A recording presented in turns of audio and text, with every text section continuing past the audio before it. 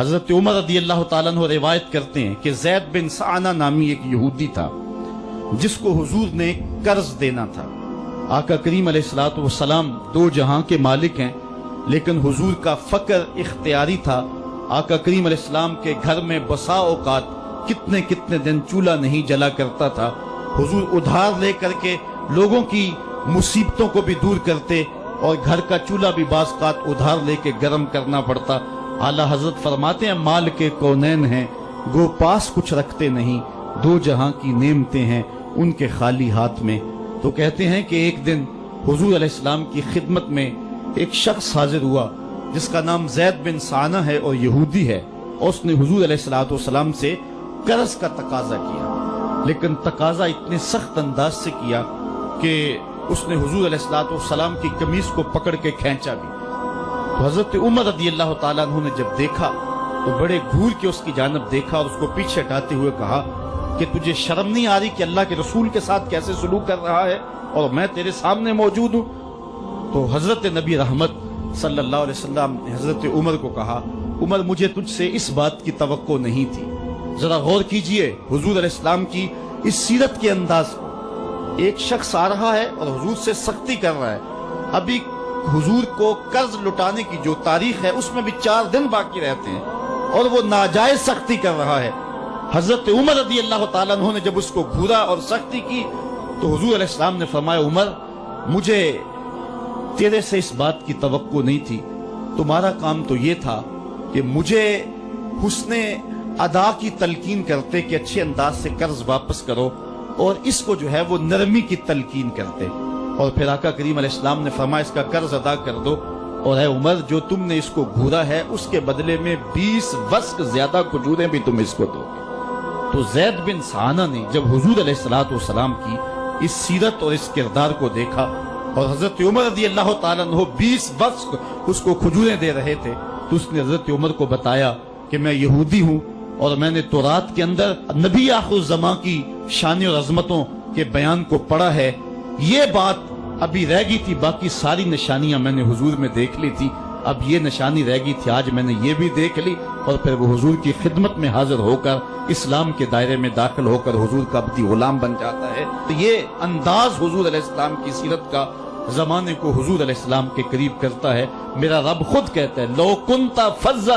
غلیظ القلب لانفضوا من حولک، اے محبوب اگر تو ترش مزاج اور تنگ دل ہوتا تو اتنے لوگ تیرے گرد کبھی بھی جمع نہ ہو پاتے۔ کچھ ان کے خلق نے کچھ ان کے کردار نے کر لی، مسخر ساری دنیا شہ ابرار نے کر لی۔ حضور علیہ السلام کے پیار نے زمانے کو اس قدر قریب کر دیا کہ وہ حضور علیہ السلام پہ جانے قربان کرنے کے لیے ہمہ وقت مستعد اور فعال رہتے تھے۔ جتنا پیار انہوں نے حضور سے کیا ہے کائنات میں اس کی دوسری کوئی مثال نہیں ملتی ہے۔ ایک شاعر کہتا ہے اپنے محبوب کا ذکر کرتے ہوئے، وہ کہتا ہے حافظ شیرازی نے غالباً کہا ہے کہ میرے جیسا محب زمانے میں کوئی نہیں، اس لیے کہ تیرے جیسا زمانے میں محبوب بھی تو کوئی نہیں۔ اگر صحابہ جیسا عاشق تمہیں زمانے میں نہیں ملتا تو محبوب جیسا کوئی صورت و سیرت میں حسین بھی تو زمانے کے اندر تمہیں نہیں ملے گا۔ حضرت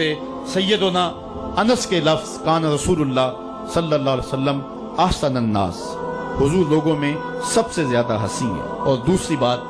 کان رسول اللہ اجود الناس، حضور سب سے زیادہ سخی ہیں۔ ایک شخص حضور کی خدمت میں حاضر ہوا اور اس نے سوال کیا، 2 پہاڑوں کے درمیان جتنی جگہ ہوتی ہے اتنی بکریاں تھیں حضور کے پاس، حضور نے ساری اس کو عطا کر دی۔ وہ واپس جا کے اپنی قوم سے کہنے لگا کہ محمد عربی ایسا شخص ہے اتنا عطا کرتا ہے کہ پھر کمی کا شائبہ ہی باقی نہیں رہتا۔ تیسری بات حضرت انس فرماتے ہیں کان رسول اللہ صلی اللہ علیہ وسلم احسن الناس واجود الناس واشجع الناس، کہتے ہیں کہ حضور جتنے دلیر تھے جتنے بہادر تھے، کائنات کے تر اتنا بہادر ہم نے کوئی نہیں دیکھا۔ مولا کائنات فرماتے تھے جب جنگ کی بھٹی گرم ہوتی تو ہم دیکھتے کہ سب سے آگے بڑھ کر حملہ کرنے والے محمد عربی ہی ہوا کرتے تھے، اور ہم حضور علیہ السلام کی اوٹ میں ہوا کرتے تھے۔ آقا کریم علیہ السلام نے اپنی زندگی میں اپنی تلوار سے اور اپنے نیزے سے جو ہے وہ کسی کو قتل نہیں کیا ہے، صرف ابی بن خلف وہ بد نصیب شخص تھا جس نے کہا تھا کہ میں نے گھوڑا رکھا ہے جس کو 16 رتن مکئی کے دانے روز ڈالتا ہوں اور اس گھوڑے کے اوپر سوار ہو کے میں آؤں گا اور اے محمد معاذ اللہ آپ کو شہید کر دوں گا، تو حضور علیہ السلام نے فرمایا اللہ نے چاہا تو میں تجھے قتل کروں گا۔ اور پھر غزوہ احد کے موقع پہ جب وہ آیا، کہنے لگا کہ میرا راستہ چھوڑ دو، اور پھر وہ گھوڑا لے کر کے آگے بڑھا۔ صحابہ آگے بڑھنے لگے تو حضور نے فرمایا پیچھے ہٹ جاؤ۔ حضرت حارث بن سما سے حضور نے چھوٹا سا نیزہ لیا اور آگے بڑھ کے اللہ کے محبوب علیہ السلام نے اس کے گلے کے قریب اس کا ہلکا سا کچوکا دیا اور چھوٹا سا زخم اس کی گردن پہ لگا تو وہ بھاگتا تھا اور چیختا تھا اور کہتا تھا کہ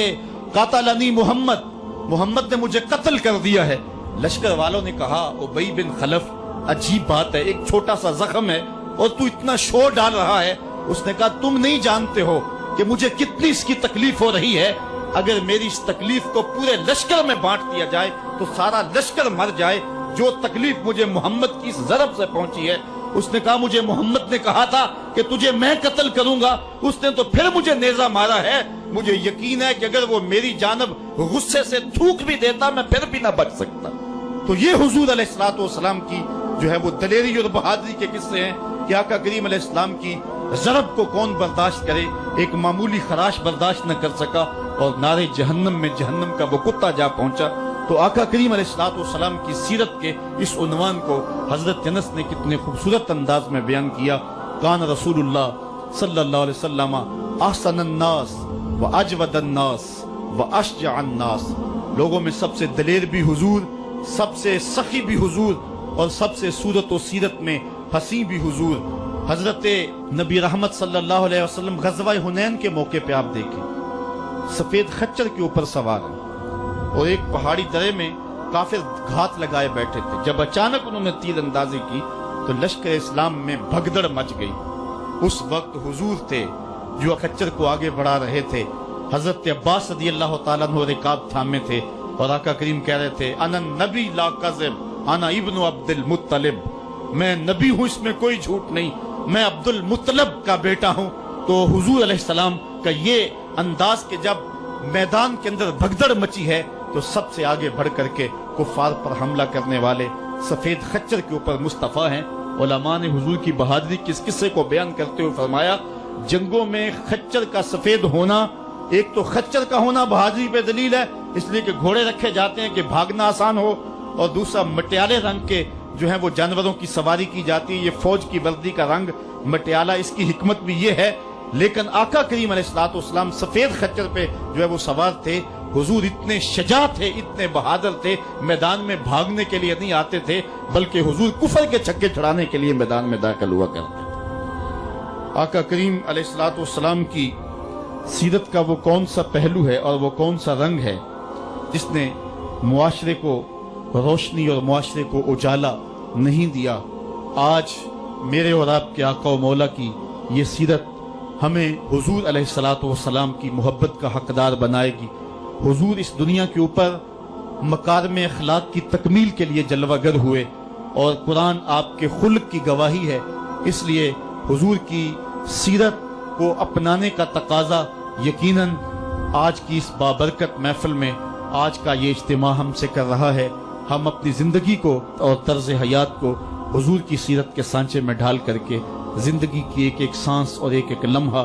حضور کے نام پہ گزار دیں گے۔ اور آقا کریم علیہ الصلوۃ والسلام نے جس انداز سے اپنا خوبصورت زمانہ اور حیات ظاہری کا وقت گزارا اور ہمارے لیے روشنی چھوڑی، وہ قیامت تک آنے والی نسلوں کے لیے ایک اجالا ہے۔ امت مسلمہ بھانج نہیں ہے کہ اس کو عبادات کا طریقہ کسی اور جگہ سے لینا پڑے اور حسن اخلاق کسی اور جگہ سے لینا پڑے،